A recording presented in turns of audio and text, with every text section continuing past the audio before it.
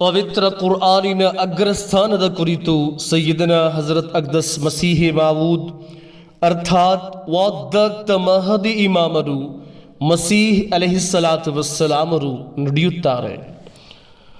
ಮನುಷ್ಯನು ಬಾಹ್ಯವೂ ಆಂತರಿಕವೂ ಆಗಿ ಅದರಿಂದ ವಿಮುಖನಾಗುವುದಿಲ್ಲವಾದರೆ ಅರ್ಥಾತ್ ದೇವಮಾರ್ಗದಿಂದ ಒಂದು ವಾರದೊಳಗೆ ಪವಿತ್ರ ಕುರ್ಆನ್ ಅವನನ್ನು ಪರಿಶುದ್ಧನನ್ನಾಗಿ ಮಾಡುವುದು. ನೀವು ಸ್ವತಃ ಅದರಿಂದ ಓಡಿ ಹೋಗುವುದಿಲ್ಲವಾದರೆ ಅದು ನಿಮ್ಮನ್ನು ಪ್ರವಾದಿಗಳ ಹಾಗೆ ಮಾಡಲು ಸಾಧ್ಯವಿದೆ.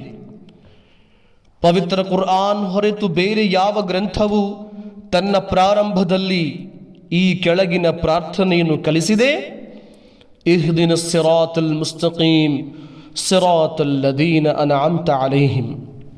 ಅರ್ಥಾತ್, ದೇವಾ, ನಮಗೆ ನೇರ ಮಾರ್ಗವನ್ನು ಕಲಿಸು, ನಮಗೆ ನೇರ ಮಾರ್ಗವನ್ನು ಅನುಗ್ರಹಿಸು, ಆ ನೇರ ಮಾರ್ಗದಲ್ಲಿ ನಮ್ಮನ್ನು ನಡೆಸು. ಎಂತಹ ಮಾರ್ಗವೆಂದರೆ ಯಾರ ಮೇಲೆ ನೀನು ಅನುಗ್ರಹದ ಶುಭವಾರ್ತೆಯನ್ನು ಅರುಹಿದೆಯೋ, ನೀನು ನಮಗಿಂತ ಹಿಂದಿನವರಿಗೆ ತೋರಿಸಿಕೊಟ್ಟ ಅನುಗ್ರಹದ ಮಾರ್ಗಗಳನ್ನು ನಮಗೆ ಸಹ ತೋರಿಸಿಕೊಡು ಎಂದರೆ ನಬಿ, ರಸೂಲ್, ಸಿದ್ದೀಕ್, ಶಹೀದ್ ಮತ್ತು ಸಾಲಿಹ್ಗಳಿಗೆ ತೋರಿಸಿಕೊಟ್ಟ ಮಾರ್ಗ. ಆದುದರಿಂದ ನಿಮ್ಮ ಧೈರ್ಯವನ್ನು ಉನ್ನತಗೊಳಿಸಿರಿ.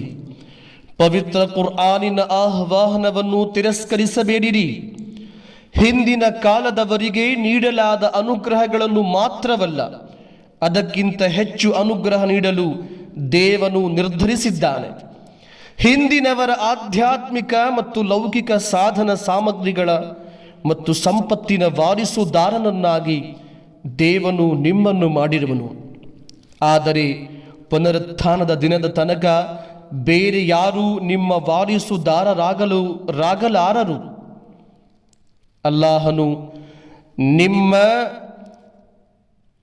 ಅಲ್ಲಾಹನು ತನ್ನ ಸಂದೇಶವಾಣಿಗಳೆಂಬ ಅನುಗ್ರಹಗಳನ್ನು ನಿಮಗೆ ಖಂಡಿತವಾಗಿಯೂ ದಯಪಾಲಿಸದೆ ಇರಲಿಕ್ಕಿಲ್ಲ.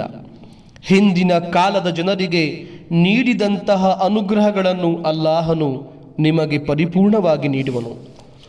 ಯಾರು ಧಿಕ್ಕಾರದ ಮಾರ್ಗದಲ್ಲಿ ಅಲ್ಲಾಹನ ಬಗ್ಗೆ ಸುಳ್ಳು ಸೃಜಿಸುತ್ತಾನೋ ಮತ್ತು ಅವನಿಗೆ ಅಲ್ಲಾಹನ ಸಂದೇಶವಾಣಿ ಲಭಿಸದಿದ್ದರೂ ತನಗೆ ಅಲ್ಲಾಹನ ವತಿಯಿಂದ ಸಂದೇಶವಾಣಿ ಲಭಿಸಿದೆ ಎಂದು ಹೇಳುತ್ತಾನೋ ಅವನನ್ನು ದೇವನು ಸಂಬೋಧಿಸಿಲ್ಲವಾದರೂ ದೇವನು ತನ್ನನ್ನು ಸಂಬೋಧಿಸಿ ಮಾತನಾಡಿದ್ದಾನೆ ಎಂದು ಯಾರು ಸುಳ್ಳು ಹೇಳುತ್ತಾನೋ ಅಂತಹ ವ್ಯಕ್ತಿ ನಾಶವಾಗುವನು ಎಂದು ನಾನು ಅಲ್ಲಾಹನನ್ನು ಮತ್ತು ಆತನ ದೂತರನ್ನು ಸಾಕ್ಷಿಯಾಗಿಟ್ಟುಕೊಂಡು ಹೇಳುತ್ತೇನೆ. ಏಕೆಂದರೆ ಆತನು ತನ್ನನ್ನು ಸೃಷ್ಟಿಸಿದವನ ಮೇಲೆ ಸುಳ್ಳು ಸೃಜಿಸಿರುವವನು ಮತ್ತು ನಿರ್ಭಯವಾಗಿ ಉದ್ದಟನದಿಂದ ವರ್ತಿಸಿರುವನು. ಜಾರಿಯಲ್ಲಿರುವುದು ಸುಬ್ಹಾನಲ್ಲಾಹಿ ವ ಬಿಹಮ್ದಿಹಿ.